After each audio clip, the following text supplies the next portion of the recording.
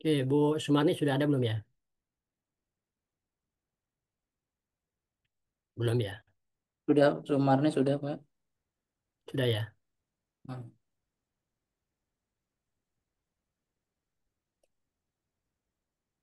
Oke, baik kita mulai. Assalamualaikum warahmatullahi wabarakatuh. Assalamualaikum warahmatullahi wabarakatuh. Baik kita Kak, mulai kita dengan sama-sama melapaskan basmalah. Bismillahirrahmanirrahim. Sebelum masuk pada materi hari ini, saya akan coba jelaskan karena kemarin ada pertanyaan mengenai apa namanya mix method ya dengan triangulasi ya. Nah, tapi sebelum itu eh, sebetulnya sih berharap kita bisa saling berdiskusi ya mengenai judul pemilihan judul misalnya ya. Tapi memang kalau belum ada judul sih memang masih atau masih ragu-ragu, memang agak riskan ya menentukan judulnya. Ini sharing aja. Kemarin Bu siapa Bu apa tadi ya Sumarni, Pak. Hmm. Bu Sumani tadi ya Bu Sumani ya. Nah Bu Sumarni itu kemarin sudah menyampaikan judulnya ya, judulnya yaitu apa? Judulnya masih CSR, terus GCG dan Grand Final.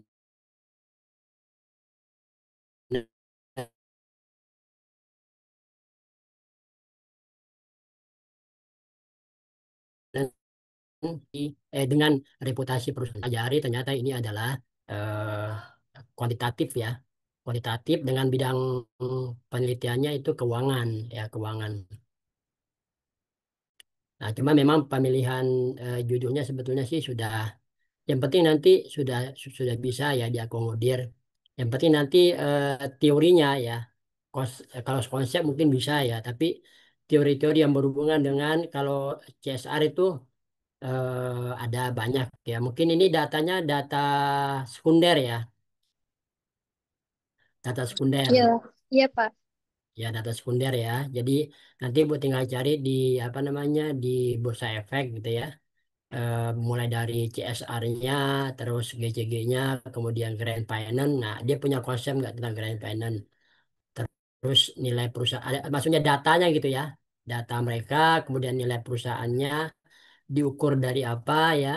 Kemudian reputasi perusahaannya diukur dari apa nanti. Nah, yang penting itu saja sebetulnya datanya ya. Nah, ini sih rumusannya ini nanti tergantung pada promotornya ya. Dimulai dari apa pengaruhnya langsung terhadap Y atau terhadap Z nanti tinggal itu ya. Nah, cuman mungkin singkat dulu ya, mungkin nanti di pertemuan berikutnya memang bermasalah itu ketika kita apa masalahnya itu ketika kita menyusun latar belakang ya. Latar belakang itu yang memang agak agak apa namanya sering bolak-balik ya. Mana dulu yang dilakukan ya. Nah, jadi sebetulnya kalau kita menyusun latar belakang itu tidak langsung pada em, eh, variabelnya ya, tetapi mungkin gambaran umum dulu. Ya, jadi paparan kondisi umum. Misalnya berarti kalau Bu Samiran ini apa mengenai industri minuman, berarti dimulai dengan industri minuman dulu. Ya kan bagaimana persaingan perkembangan industri minuman ya. Nah, nanti mengerucut jadi istilahnya itu apa ya modelnya itu piramid terbalik ya. Jadi baru nanti menyempit ya ya ke menuju ke apa namanya berarti menuju ke eh, variabel Y-nya gitu ya. Nah, nanti mungkin berikutnya akan kita bahas itu. Juga termasuk kemarin itu juga menyampaikan judul Bu Hamidah ya. Bu Hamidah juga sudah kemarin yang menyampaikan apa namanya kita sudah bahas Saya baru kirim, eh Dok, Prof. Baru kirim judul barusan di WA pribadi. ya Pak Jafri. Ya. Nah, kemarin ini nggak apa-apa mungkin juga sebagai gambaran bagi teman-teman lain ya. Nah, Bu,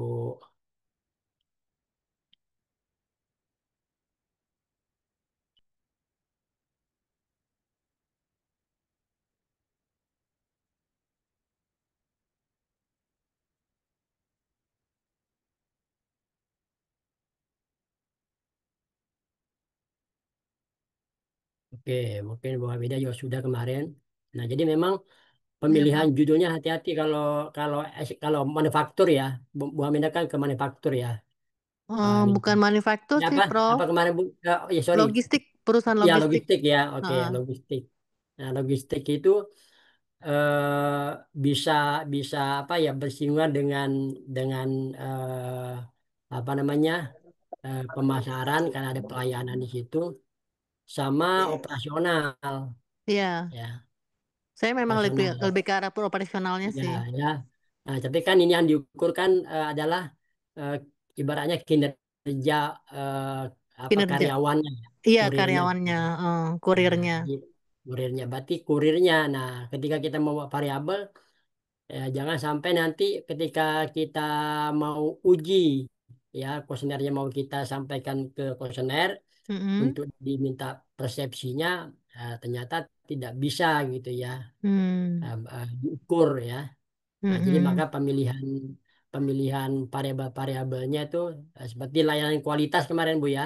Iya, betul. Layanan kualitas ini itu eh ini lebih Marketing ya, cenderung ke anu ya, ke ya marketing. ke ini kan pelayanan kualitas. Siapa yang Iya.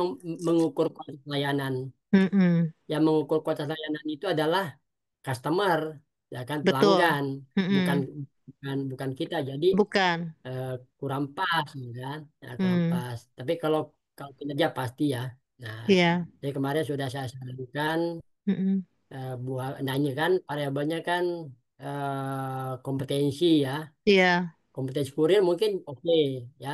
Tetapi Iya. ketika bicara etika, siapa yang mengukur etika, ya kan? Heeh. Terutama kualitas layanan, siapa yang mengukur gitu ya? Iya. Nah itu. Oke. Jadi pemilihan itu harus harus Variabel ya. tepat ya. Mm-mm. Ya, ya. Oke. Variabel. Terus juga kesesuaian dengan lokasi apa tempatnya objeknya ya. Iya. Baik Bapak Ibu, kita masuk pada materi. Nah kemarin ini sudah hadir semua belum ya?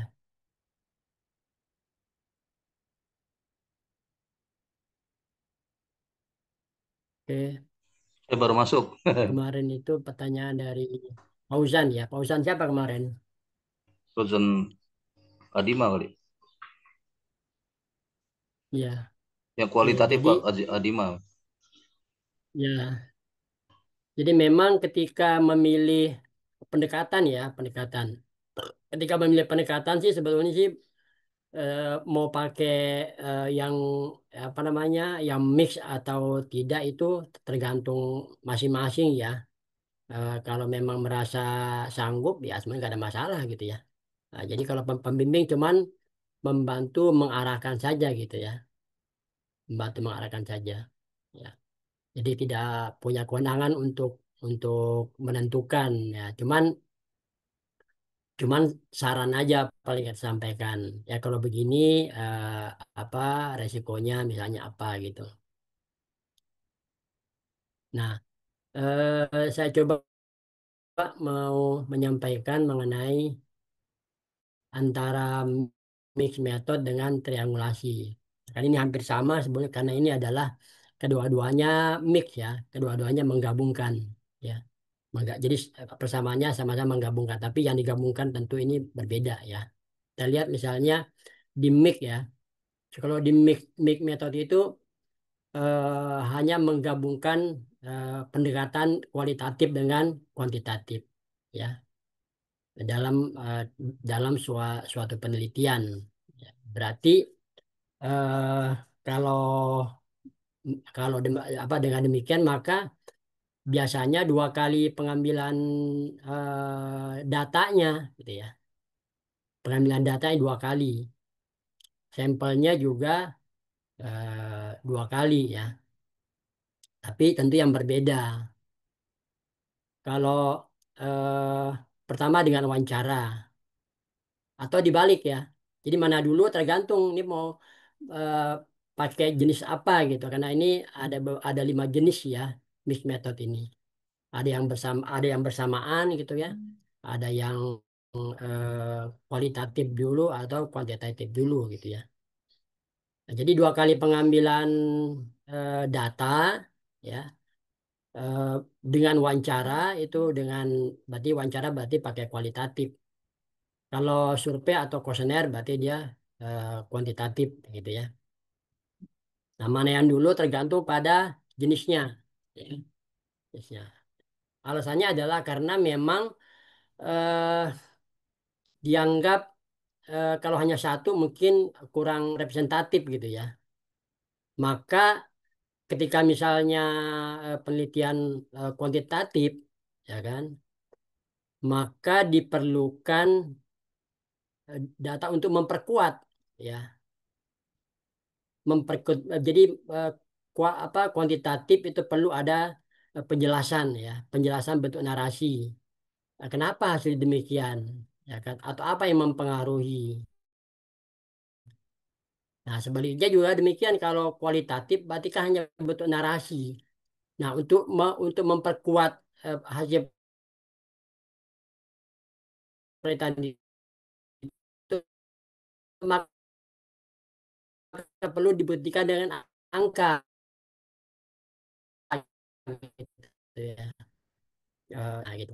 Jadi karena kenapa? Karena eh, apa namanya menganggap terlalu rumit karena kan selain kuesioner juga nanti kita wawancara beberapa orang.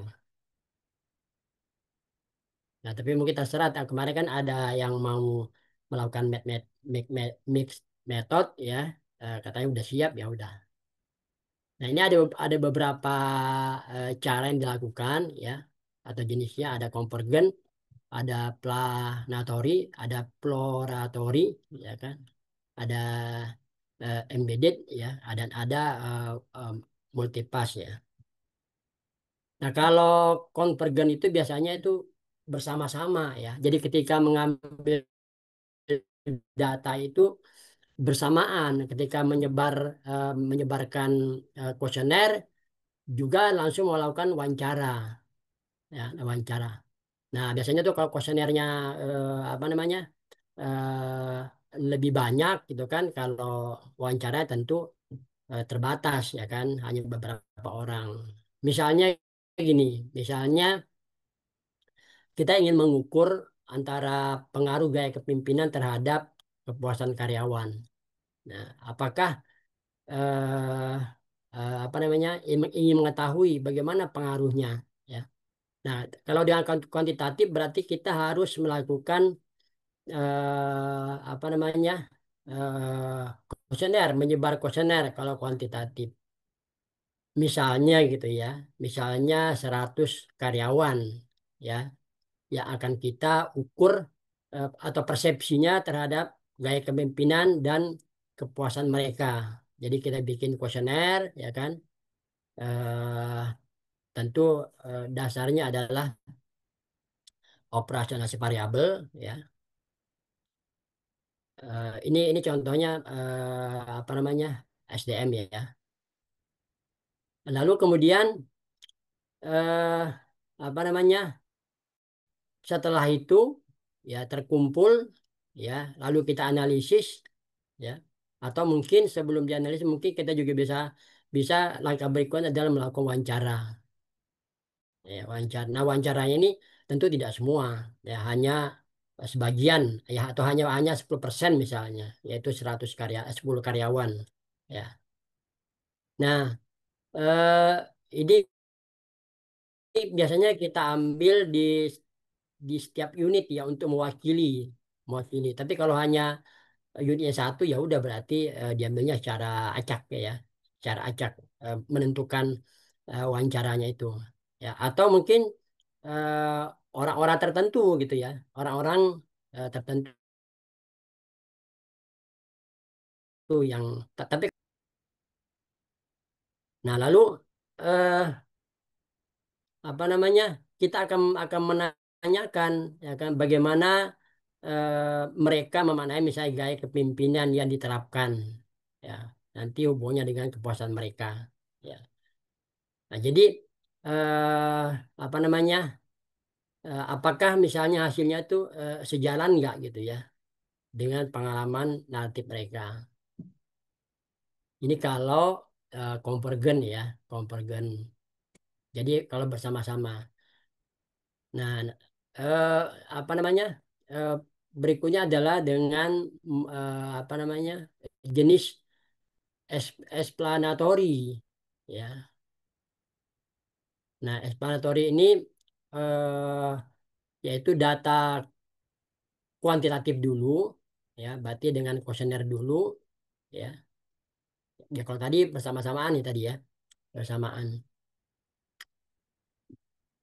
Nah, kalau ini kuantitatif dulu, kemudian lalu kualitatif, ya, kualitatif. Jadi sebetulnya sama gitu ya, sama dengan tadi, cuman prosesnya yang berbeda, ya, proses yang berbeda, ya. Kalau yang bersama-sama tadi, ya, kalau yang konvergen ini boleh mana dulu gitu ya, kualitatif dulu atau kuantitatif dulu, karena dia sifatnya paralel, ya. Lalu kita olah. Nah, tapi kalau exploratory ya ini kuantitatif kuantitatif dulu kita sebarkan kuesioner ya kemudian misalnya apa misalnya kita ingin mengetahui hubungan antara motivasi belajar dengan prestasi akademik mahasiswa misalnya ini contoh aja ya kita survei terhadap 300 mahasiswa kita berikan kuesioner ya kan. Eh, Lalu kita apa namanya menggunakan skala motivasi ya motivasinya apa saja gitu ya dan eh, IPK ya IPK data kuantitatifnya IPK mereka misalnya berapa besarnya lalu kita ini dalam bentuk kuesioner. Nah setelah itu baru kita melakukan wawancara ya terhadap beberapa orang. Nah wawancaranya biasanya tuh kita ambil adalah misalnya apa? Misalnya kita ambil yang tertinggi, IPK yang tertinggi, ya, sorry apa ya? Motivasi tertinggi, sorry, motivasinya tinggi, ya tertinggi, tetapi IPK-nya rendah. Nah, artinya ini kita ambil untuk menjelaskan mengapa motivasi mereka itu tidak sebanding lurus ya dengan prestasi gitu ya. Motivasi tinggi tapi prestasinya rendah, ya. Kalau motivasi tinggi, IPK rendah nggak ada masalah. Nah, jadi kita pilih nanti kan, kita pilih dari dari kuesionernya itu. Ya.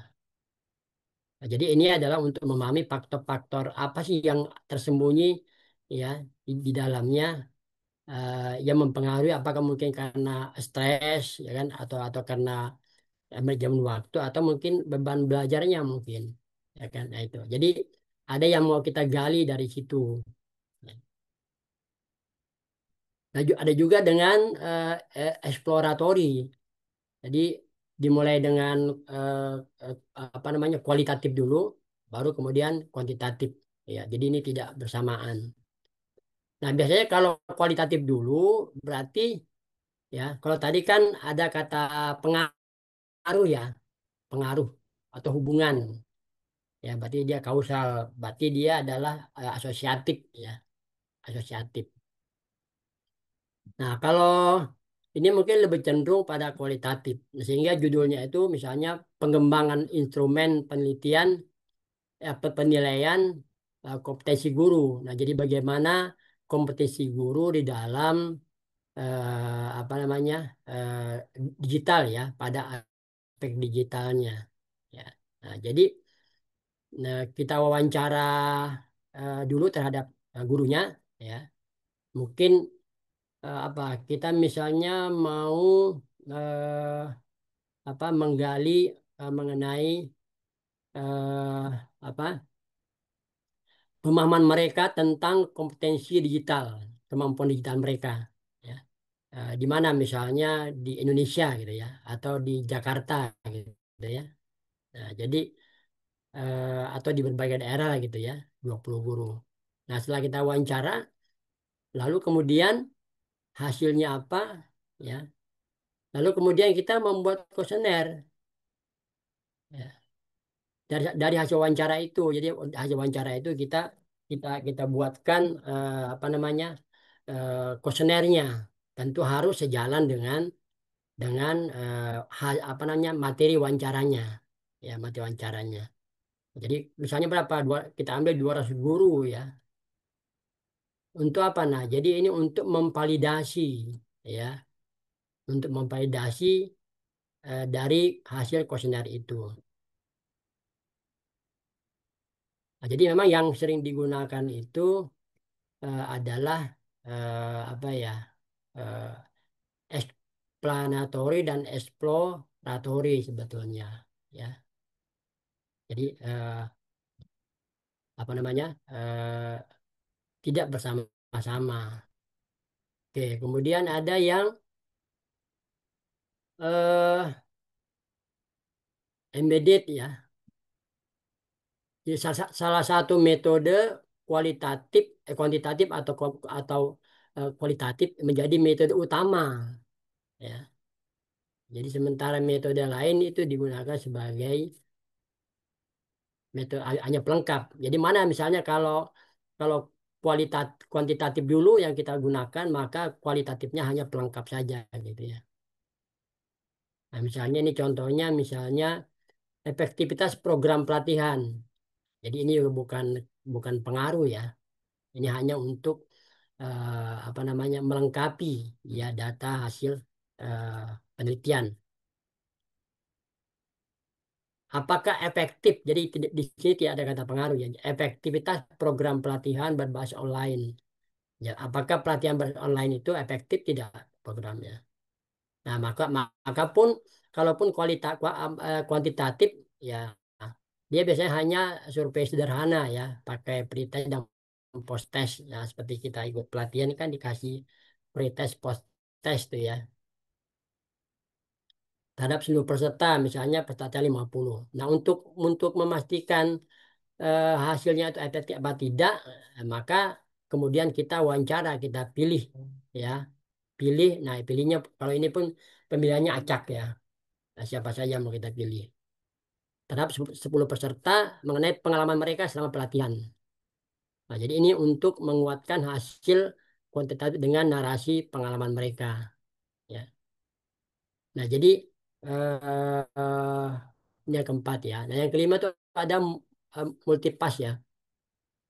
Nah, kalau ini itu eh, menggunakan kombinasi metode kualitatif dengan kuantitatif secara berulang-ulang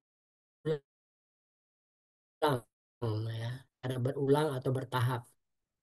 Nah, jadi mah agak rumit ya. Jadi bisa ini kalau mau penelitian lebih mendalam ya. Jadi survei dulu, wawancara dulu, ada eksperimen, ada studi kasus ya kan. Nah, jadi ini apa namanya, agak rumit ya, rumit. Ya.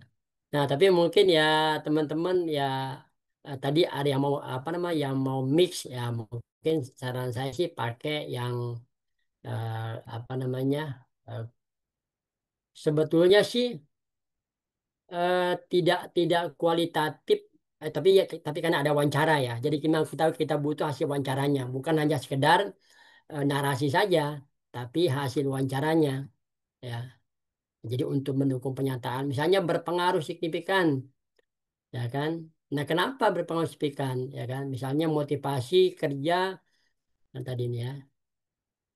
Nah, misalnya kepemimpinan berpengaruh terhadap kepuasan kerja ya kan. Hasilnya itu angkanya berpengaruh positif dan signifikan atau berpengaruh signifikan. Ya. Nah, mungkin menggali ya kan gaya kepemimpinan yang bagaimana misalnya, ataukah misalnya gaya kepemimpinan transformasional ya kan, ya, yang lebih dominan dibandingkan dengan transaksional misalnya gitu ya. Nah, jadi ada alasan dari apa namanya hasil wawancara itu. Nah, jadi saya sarankan exploratory atau explanatory atau exploratory. Tapi mungkin lebih bagus itu eh, pakai yang nomor dua ini ya, exploratory dulu. Jadi kita kita cari dulu apa namanya hasil hasil angkanya ya, baru nanti kita bantu jelaskan dengan hasil wawancara ya gitu ya. Mungkin kemarin si apa namanya Farhan ya kemarin ya. Oke, mungkin apa namanya kemarin si Fauzan ya Fauzan. Ada Fauzan nggak? Fauzan Fadli atau Fauzan Adima, Pak? Yang kemarin mau ngambil apa namanya mau mau menggunakan pendekatan mix mix method. Oh, kalau mix Fauzan Fadli, Pak Dokter. Oh iya, ada nggak? Belum hadir ya? Katanya tugas keluar kota ya, tapi nggak tahu ikut apa nggak. Oh ya mungkin. Oh nggak ada ya. Ya jadi eh ya tapi memang kalau disarankan ya ya nggak usah inilah nggak usah apa namanya kecuali memang ada sesuatu yang Anda ingin capai ya tapi kalau hanya hanya sekedar apa namanya agar dapat menyelesaikan tugas akhir ya sebagai apa namanya eh, program doktor ya mungkin satu pendekatan aja gitu ya kuantitatif atau kualitatif ya. Karena itu nanti khawatir khawatir nanti nggak selesai ya jangan nanti tertahan apa namanya penyelesaiannya karena terlalu rumit ya kan ya terlalu rumit apalagi kan ini objeknya itu nanti mungkin disarankan itu objeknya itu harus apa namanya tidak hanya tidak tidak hanya studi kasus ya tidak studi kasus hanya di satu tempat ya tapi harus beberapa tempat atau objeknya ya atau mungkin satu jenis tapi beberapa unit gitu ya Izin Pak Dokter. ya Nggak kok kemarin ada yang menjelaskan dari salah satu dosen itu untuk tingkat disertasi mm, itu seharusnya tidak memakai studi kasus. Itu betul nggak ya Pak Dokter? ya kalau biasanya gini kalau studi kasus itu kan seperti hanya meneliti di satu perusahaan seperti misalnya mana ya misalnya di bank ya misalnya BNI cabang Ciputat ya kan nah, itu kan studi kasus di situ tapi misalnya kalau mengambil oke BNI misalnya ya eh, tetapi di beberapa cabang kalau itu bukan studi kasus tapi studi aja gitu ya ya jadi jadi tidak boleh hanya satu satu unit ya seperti saya kemarin itu melakukan penelitian itu di Universitas Muhammadiyah ya di Jabodetabek jadi tidak boleh hanya Muhammadiyah Jakarta kan di itu ada beberapa Universitas Muhammadiyah di Jabodetabek ya dan harus sebanding ya antara satu dengan yang lain. Nah, apa namanya? Ada juga kemarin yang mengambil rumah sakit. Nah, rumah sakit Muhammadiyah. Kalau dia studi kasus berarti hanya satu, misalnya rumah sakit Muhammadiyah Cempaka Putih itu di kasus. Nah, tapi kalau apa disertasi itu harus apa namanya memilih objeknya itu seluruh rumah sakit Muhammadiyah yang ada di DKI Jakarta. Misalnya ada rumah sakit Cempaka Putih, ada Pondok Kopi, ya. Atau misalnya RSUD di RS apa rumah sakit apa ya, pemerintah ya yang ada di DKI Jakarta kan banyak itu pilihan misalnya gitu ya. Nah, jadi seperti itu kira-kira. Jadi tidak terkait dengan judul ya Pak Dokter ya. Jadi judulnya masih Tidak, tetap bisa pakai studi kasus. Tapi misalnya kayak di kasus saya kan, misalnya kasusnya coffee shop ya. Jadi oh, tidak hanya nggak usah satu disebut. coffee shop, tapi satu coffee shop di seluruh Jakarta misalnya atau Ya, seluruh nggak Tangerang. usah bilang tidak usah disebutkan studi kasus, Oke, baik, ya. Jadi baik, tidak usah disebutkan studi kasus, ya. Jadi studi aja, studi di coffee shop di Tangerang, ya, baik, baik. ya, gitu. Terus Atau kalau di dalam pakai, kasus saya ini, Pak Dokter, maaf, itu boleh satu macam apa coffee shop saja. Jadi misalnya kayak coffee shop saya ini kan franchise ya. Jadi kita hmm, meneliti seluruh grup yang ada di franchise tersebut gitu. Jadi tidak bermacam-macam kayak misalnya kalau coffee shop kan ada janji jiwa, ada kenangan. Tapi saya hmm. fokus di coffee shop yang saya jalankan saja, tapi dalam satu grup gitu. Itu boleh nggak, Pak Dokter? Boleh, boleh, boleh. Boleh ya. Kemarin juga Oke, ada baik. teman, ada waktu itu kan juga ada teman tuh dia objeknya itu tempatnya itu di apa ya, laundry Seng Asek, laundry Seng Asek tahu ya, Laundry apa, Pak Dokter? Maaf. Seng Asek, Seng Nasek. Seng Ya, Asek itu terkenal itu, Pak. franchise dari mana ya, dari luar negeri Hmm. itu. Tapi sekarang memang sudah mulai muka, sudah ini ya, sudah jarang Sekasek, sih. Sek Asek ya, apa lupa saya itu. ya sekasek. Sek Asek ya Pak ya, benar ya. Hmm. Nah itu Kan kan Seng Asep benar Pak banyak Dokter. ya, ya, dan dia memang kelas menengah ke atas, ya, harganya mahal, ya. Nah, dia melakukan penelitian di situ boleh itu, ya, karena dia kan banyak banyak cabangnya ya.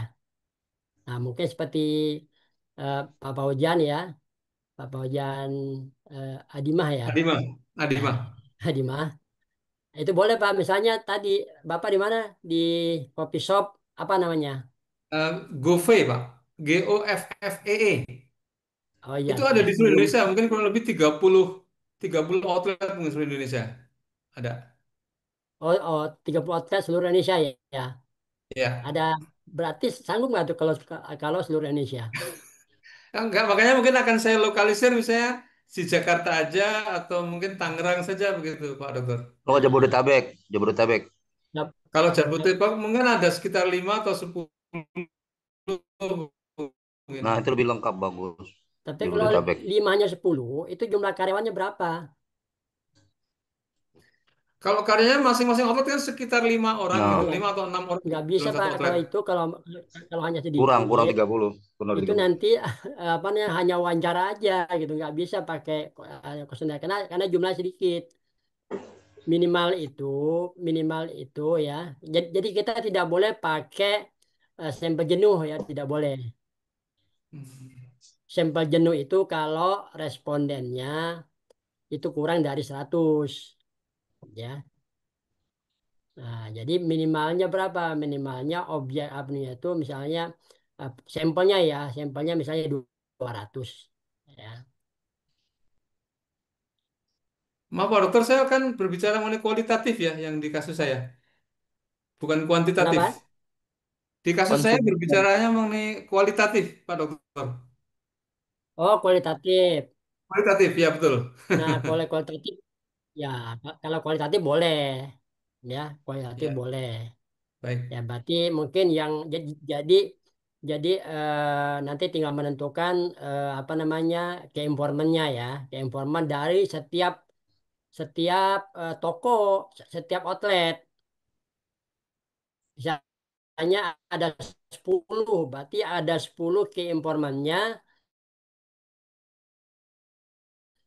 ya, apa namanya, setiap unitnya dua mungkin. Nah, jadi diwawancara itu untuk mendapatkan informasi yang lebih lengkap. Mungkin pemiliknya saja kali Pak Dokter ya, atau pemiliknya satu, pengunjung satu gitu atau gimana? Nah, sekarang, Ownernya. ya, sekarang apa judulnya, apa judulnya? Jadi Oh Bapak ya, tentukan dulu judulnya, ya kan? iya iya. Baru baru bisa menentukan Baik pakai baik metode apa nih, gitu ya. baik Ya baik. kalau misalnya ada kata pengaruh, nggak boleh pakai kualitatif gitu ya. Ya. Ya misalnya apa, efektivitas gitu ya, atau apa ya, persepsi misalnya gitu ya. Bukan persepsi ya, apa ya, kualitas misalnya, atau strategi misalnya gitu ya. Kira-kira Pak Ujan Armin sudah ada judul belum? Oh ya, judulnya ini Pak Dokter. Sebentar. Tugas. Oh. Eh, Penerapan nilai-nilai syariah dalam strategi waralaba coffee shop studi kualitatif di Tangerang. Kurang lebih seperti itu, Pak. Oke, Penerapan atau integrasi nilai-nilai syariah. ya kan itu kan franchise ya. Ya, Nah, kalau franchise kan itu yang apa namanya konsep syariahnya itu sudah ada dari apa dari pemilik Pusat. franchise-nya atau Hmm. melakukan masing-masing gitu. Tidak Pak Dokter. Jadi kerangkanya sudah disediakan dari sana, kerangkanya dari franchise pusat. Tapi Heeh. memang selebihnya pengelolaannya lokal gitu, masing-masing pengelolaannya. Oke. Tapi Jadi mungkin kerangkanya sudah disediakan dari sana begitu ya. ya ya berarti oke mungkin dari pemilik pemilik franchise-nya mungkin kalau oke gitu jadi kan konsep dasarnya apa eh, apa namanya eh, kemudian dari masing-masing karena kan di masing-masing kan itu kan tadi kan ingin menguji apakah dilaksanakan enggak apa prinsip-prinsip di syariah di masing-masing outletnya kan. Betul Pak Dokter. Ya. Jadi masing-masingnya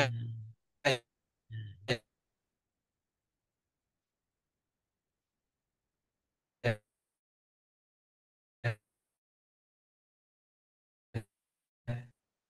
Iya. jadi kan Ya, jadi rata-rata gimana? pemiliknya kan Chinese tuh Pak Dokter. Nah, Tapi ya, ya, jadi itu harus ya. ya, kualitatif. Baik, lanjut ya. Walaupun mungkin nanti teman-teman tidak ada yang menggunakan apa namanya eh, kedua kedua pendekatan dan metode ya. Jadi kalau triangulasi itu adalah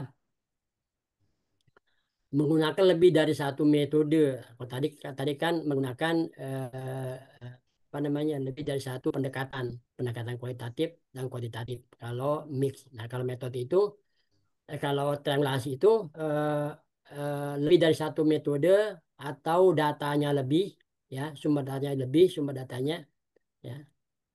Eh, atau mungkin juga termasuk eh, eh,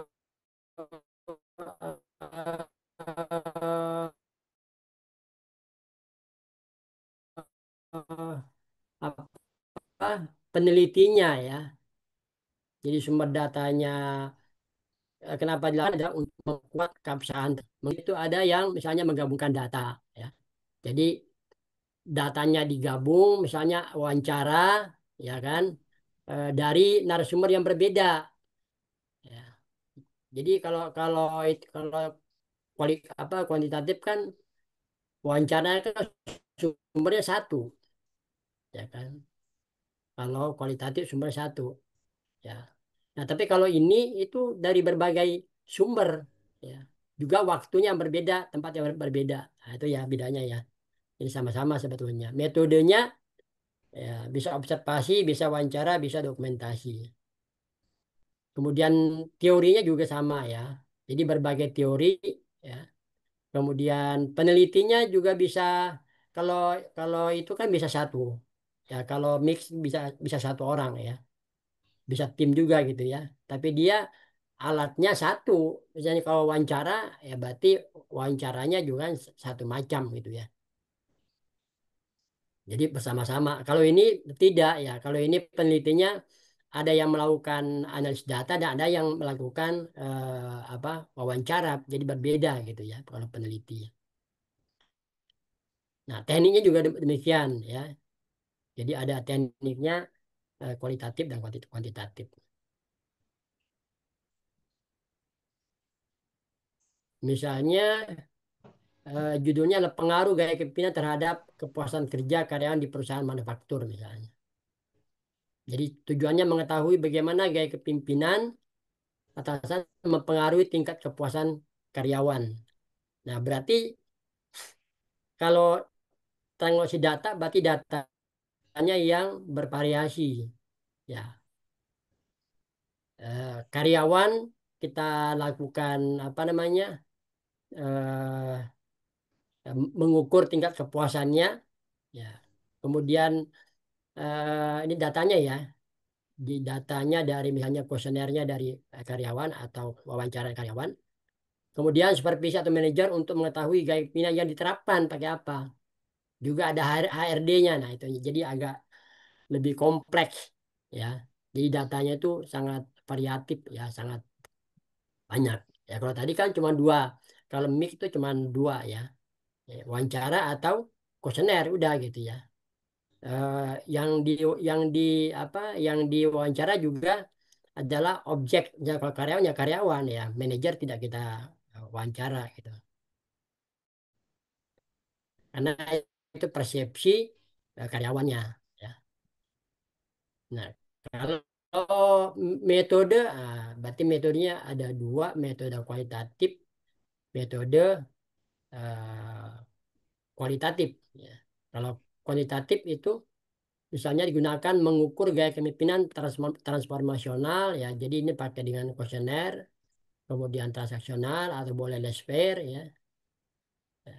Dan mengukur apa tingkat kepuasan dengan skala Likert. Nah, biasanya itu kalau kuantitatif kan dengan skala Likert ya. Skala Likert itu 1 sampai 5 ya.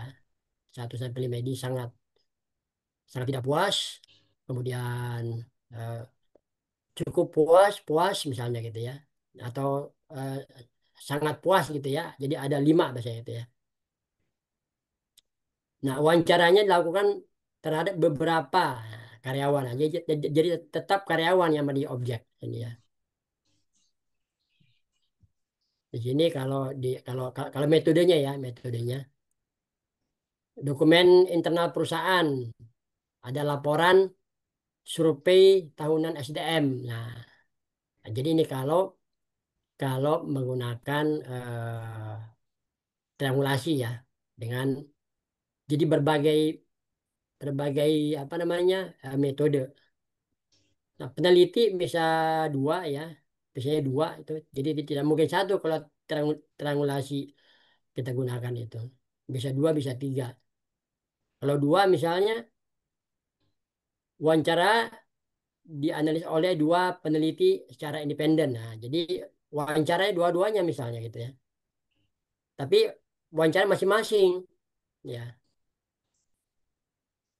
Boleh juga misalnya apa orang yang sama diwawancara ya. Hasil analisis dan dibandingkan untuk melihat apakah perbedaan dalam interpretasi data. Jadi nanti datanya masing-masing apa namanya peneliti itu kita kita apa namanya bandingkan gitu ya. Nah, gitu ya. Kalau teorinya ya, misalnya ada beberapa teori ya yang kita kita misalnya tadi teori kepemimpinan ya. Ada teori kepemimpinan transformasional ya, ada teori kepuasan dari siapa gitu ya. Nah, ini contoh karyawan misalnya karyawan dipimpin dengan gaya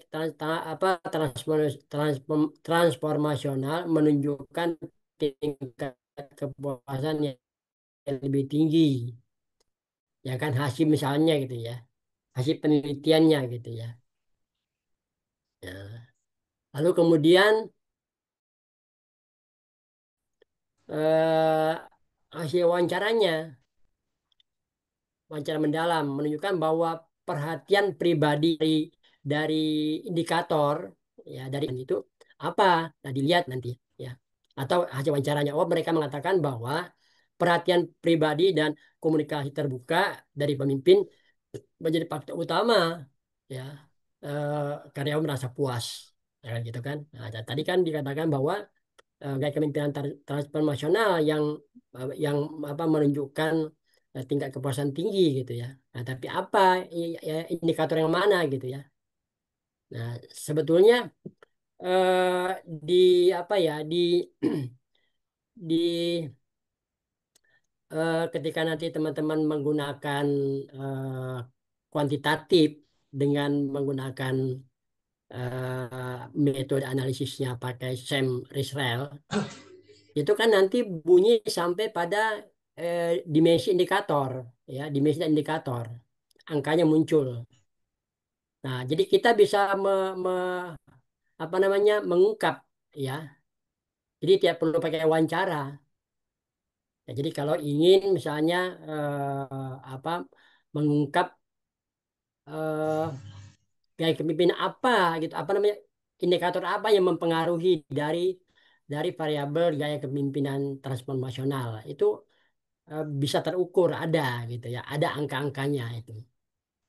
Nah, nanti dibikin dalam bentuk eh, apa namanya eh, membantu di dalam ketika memperoleh hasil ya, hasilnya signifikan ya kan. Eh, tapi jadi kita bisa mengungkap lebih rinci ya. Jadi hampir sama seperti itu gitu ya.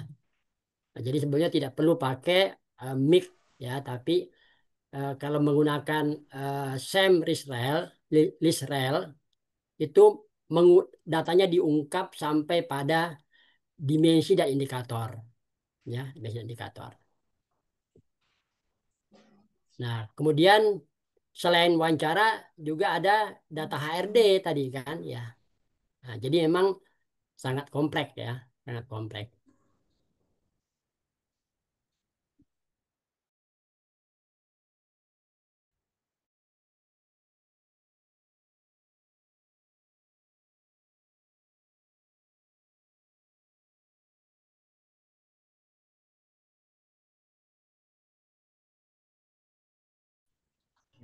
Ini ada contoh,